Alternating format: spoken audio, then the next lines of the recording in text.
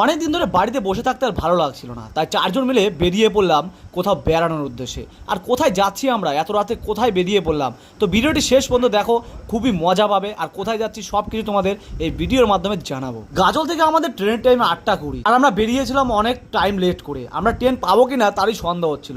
যাই হোক, টোটো করে চারজন মিলে বেরিয়ে পেলাম গাজলের উদ্দেশ্যে।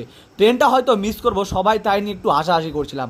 তো এরপরে দেখতে দেখতে পৌঁছে গেলাম গাজল স্টেশনে। আর গাজল স্টেশনে ট্রেন ঢুকতে মাত্র 2 মিনিট বাকি ছিল, তাই তাড়াহুড়ো করে টিকিটটাকে কেটে নিলাম। আর আমাদের টাইমিংটা দেখো, মাত্র 2 মিনিট দেরি হলেই আমরা ট্রেনটা মিস করে দিতাম।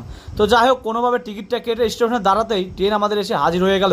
আর আজকে আমরা কোথায় যাচ্ছি তোমাদের একটু বলে দিই। আজকে আমরা যাচ্ছি মায়াপুর নবদ্বীপ। তো যাই হোক, কোনো মতো ট্রেনে উঠে পড়লাম। আর উঠে দেখো, এখানে কোনো সিট নেই। আর উপরে দেখো সবাই আয়েশ করে শুয়ে আছে, কেউ দেখো ক্রিকেট খেলা দেখছে, কেউ একা একা ঘুমিয়ে আছে। আর এটাই কিন্তু স্বাভাবিক, জেনারেল কামরা এরকমই হয়। তো কোনো মতো সঞ্জয়কে উপরে উঠিয়ে দিলাম, আর ওদের দুজনকে দুটো সিটে বসিয়ে